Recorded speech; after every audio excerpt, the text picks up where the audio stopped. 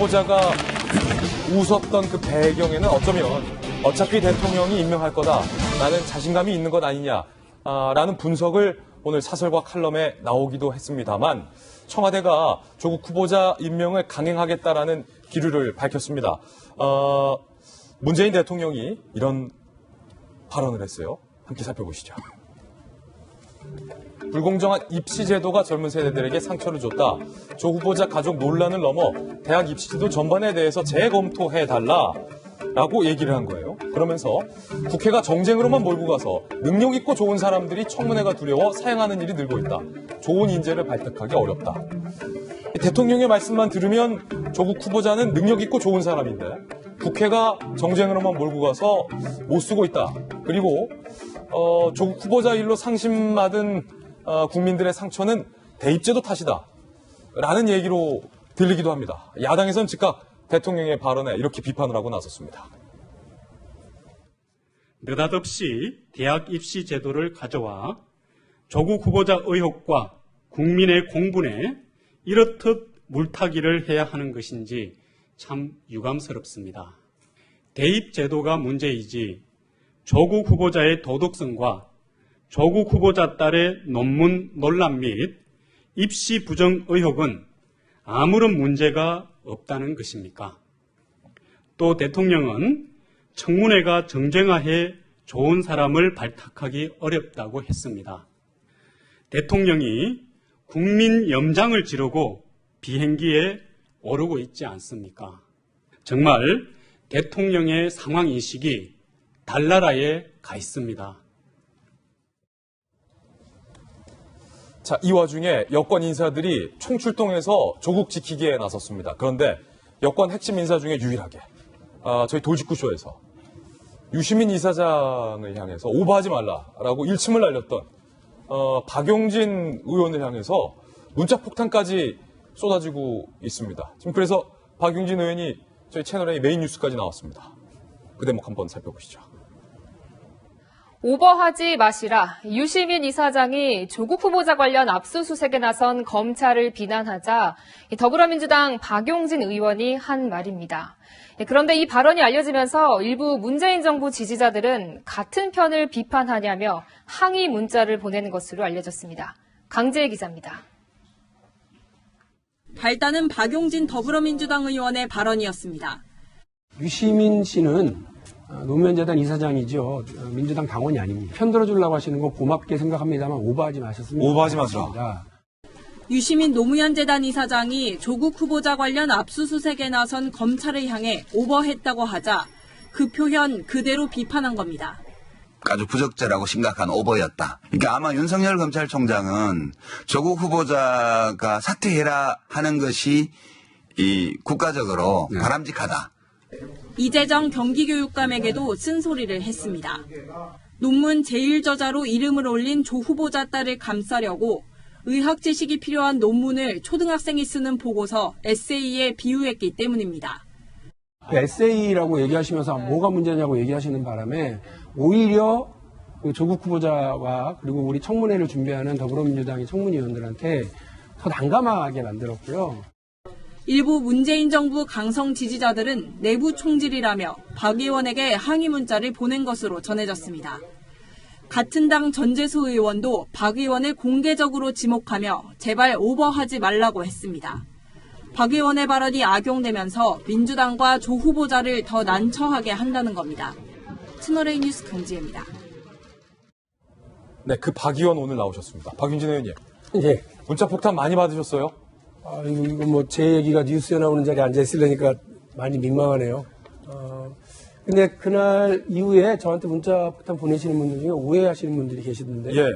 제가 민주당 당원이 아니면 누구도 이거에 대해서 얘기하지 마라 이렇게 이야기한 게 아니고요. 예.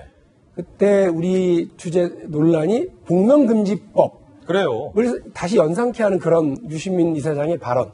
그래서 그 옆에 앉아 계셨던 그 김희정 전 그 새누리당 의원께서 뭐라고 그러셨느냐면 그땐 맞고 지금 틀리냐 뭐 이런 얘기를 하신 거예요. 그래서 그거 아니다.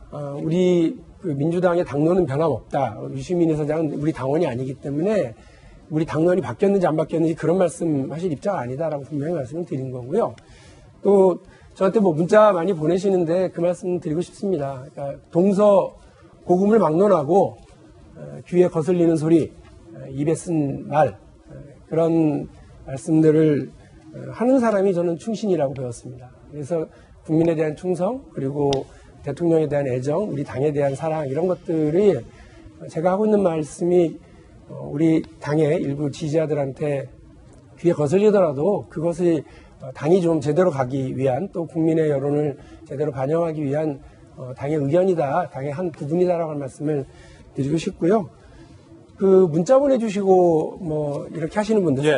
그분들도 역시 저한테 쓴소리 하시는 거잖아요. 예. 그래서 저는 그 보내주시는 문자나 또 뭐 댓글 다 읽지는 못해, 너무 많아서. 너무 많아서. 문자 복장 그렇게 많군요. 다 읽지는 못합니다만 그래도 감사하게 생각하고 또 그 의견 잘 받아서 당이 제대로 갈 수 있고 또 문재인 정부가 성공할 수 있는 길을 갈 수 있도록 노력하겠습니다. 다만 이제 저한테 발언 기회를 주셨으니까 한 예. 말씀을 더 드리면, 저는 이제 이 상황 처음부터 청문회는 꼭 해야 된다. 이게 예. 국민에 대한, 이건 뭐 국회의 도리라고 저는 생각을 하거든요. 법에 있는 대로 해야 된다고 저는 봅니다. 예. 그런데 지금 이게 무산되게 됐다고 그러니까 되게 지금 난감합니다. 지금 자유한국당의 주광덕 의원이 앞서서 그 조국 후보자 딸의 그 학생부를 공개하는 이런 문제와 관련해서 저희 당이 볼 때는 저거는 위법한 정보 취득일 가능성이 많아요. 그리고 그 내용도 있잖아요. 우리가 보통 회사 출근하듯이 인터넷 생활을 하는 게 아닙니다.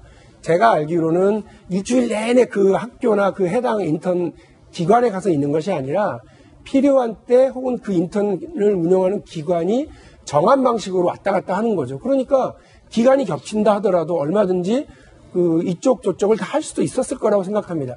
근데 그거를 청문회라고 하는 장에서 그 논박을 통해서 국민들 앞에 확인을 하면 되는데 일방적으로 자기 주장만 얘기해버리고 끝납니다. 그리고 그것도 위법하게 취득했을 가능성이 있는 정보를. 저는 이런 식으로 그 청문회를 앞둔 일이 돌아가게 되면 국민들에게 혼란만 주고요.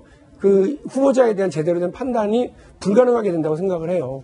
제가 지금 느끼고 있는 자유한국당의 속셈은 이제 뭐 더 이상 한 방 없다. 나올 거 다 나왔다. 근데 조국 후보자의 화려한 언변, 그리고 그 더불어민주당 의원들의 이제 뭐 어떤 방언 논리, 그리고 7분이라고 하는 시간의 제한, 이런 것들 때문에 제대로 우리가 청문회 때 제대로 조국 후보자 낙마시킬 수 없을 거다. 이런 계산 속에서 지금 청문회를 그냥 안 해버리려고 하시는 거라면 저는 그 자유한국당한테 엄청난 역풍이 불 거다라고 말씀 다시 드립니다. 예. 그래서 예전에 전례가 없는데 자꾸 그 가족들 불러다가 이렇게 망신주기 방식으로 가려고 하시지 마시고, 자유한국당 실력 있잖아요. 자유한국당 상당히 긴 시간 동안 집권했던 정당 아닙니까? 그 정당의 어떤 그 실력을 제한된 공간 안에서 이렇게 발휘를 하시면 되지, 그거를 뭐 안 해버리려고 하는 건 좀 국민들에게 더 예의가 아니다라고 생각하고 국민들에게 역풍 받을 거다, 이런 걱정도 전 듭니다. 예. 근데 자유한국당만 역풍을 받는 게 아니라 국회 무용론까지 나온다니까요. 청문회 열자. 예, 그래서 청문회 꼭 열고 어쨌든 타협을 좀 해서 오늘 중으로 타협을 해서 예. 국민들 앞에 제대로 된 해명, 제대로 된 논박, 이런 것들이 좀 가능했으면 하는 마음입니다. 잠시 후에 그래서 저희가 법사위를 또 생중계해 드릴 거고, 사실 청문회 이야기는 세 번째 주제에서 가족을 청문회 증인으로 채택한 전례는 있었습니다. 그 범위를 갖고 지금 논박을 벌이고 있는 것이기 때문에 세 번째 주제에서 좀 박 의원 말씀 주신 대로 짚어보도록 하겠습니다. 전재수 의원이랑 친하세요? 용진아 오버하지 마라, 지금 이렇게 입장을 냈던데. 예, 둘이 말 놓고 삽니다. 예. 예. 전재수 의원의 오버하지 마라라는 말에 대해서는 어떻게 보십니까? 뭐 저한테 거슬리는 소리니까, 저한테 쓴 소리니까, 역시 제가 말씀드린 것처럼 전재수 의원도 저한테 애정을 가지고 한 말이라고 생각하는데, 보통 애정을 가지고면 전화를 하거든요. 직접 하지 않죠. 직접 하죠. 페이스북에 먼저 올려서 제가 좀 이따 의총장에서 만나면 예. 전화번호 알고 있지? 하고 다시 한번 물어볼 생각입니다. 예.